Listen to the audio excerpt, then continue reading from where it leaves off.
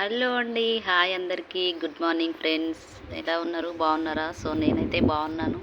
మా కనకాంబర చెట్లు చూడండి ఫ్రెండ్స్, మంచిగా మొక్కలు నాటిన ఇప్పుడైతే ఫ్లవర్స్ వచ్చినాయి. చాలా హ్యాపీగా ఉంది. జీవితం కూడా అంతే కదా ఫ్రెండ్స్. ఇట్లా నార్మల్గా చెట్టులాగా ఉన్నప్పుడు కొంచెం బాధ అనుభవిస్తాం.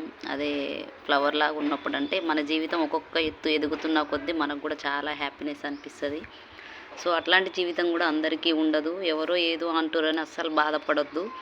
మీరు ఏదున్నా సరే, ఒక అమ్మాయి అయినా అబ్బాయి ఎవరైనా సరే, మనం తలుచుకుంటే సాధించనిదంటూ ఏది ఉండదు.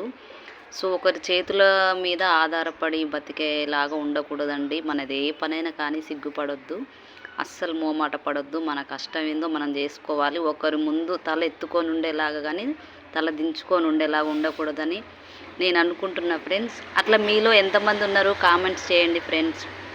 లైక్ చేయండి, షేర్ చేయండి, సబ్స్క్రైబ్ చేయండి ఫ్రెండ్స్. Bye friends.